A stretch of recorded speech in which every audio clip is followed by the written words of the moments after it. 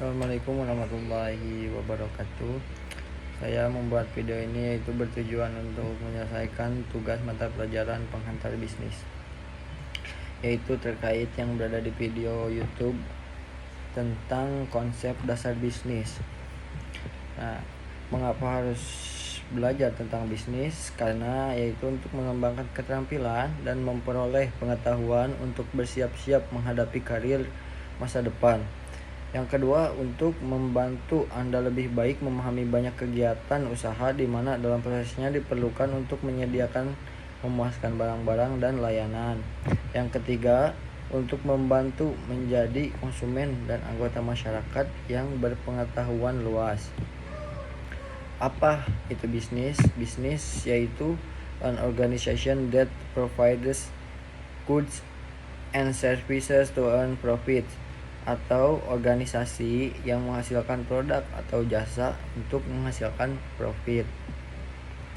Pengertian bisnis, pendapat Madura tahun 2001, bisnis adalah suatu badan hukum yang menghasilkan barang atau jasa yang diperlukan pelanggan.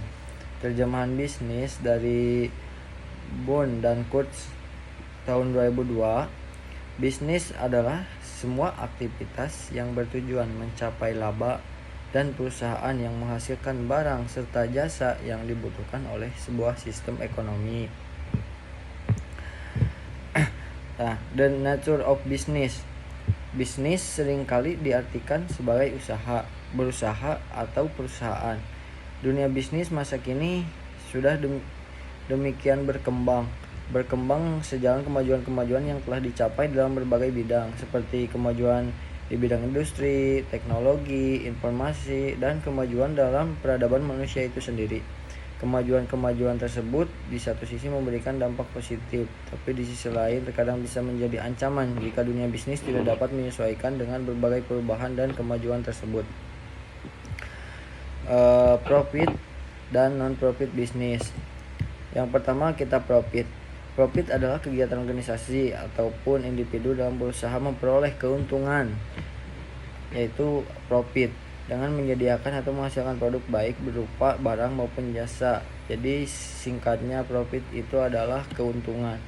Dan non-profit, kegiatan organisasi ataupun individu dalam berusaha menyediakan atau menghasilkan produk baik berupa barang maupun jasa, namun untuk tujuan lain, bukan untuk mendapatkan keuntungan, yaitu untuk kemanusiaan, kegiatan amal, dan sebagainya. Nah, overview lingkungan bisnis ada 5. Yang pertama, lingkungan pertama yaitu lingkungan internal.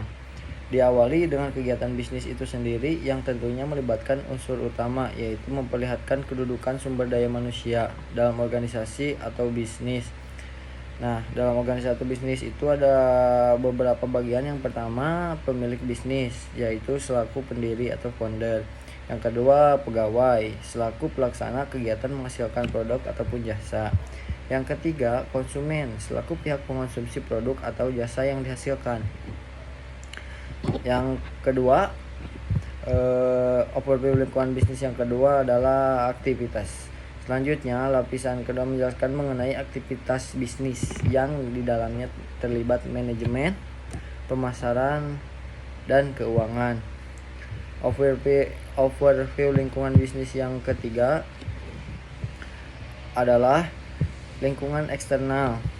Nah, lingkungan eksternal itu adalah berikutnya. Lapisan ketiga memperlihatkan lingkungan di sekitar bisnis yang mempengaruhi bisnis, yaitu terdiri dari ekonomi.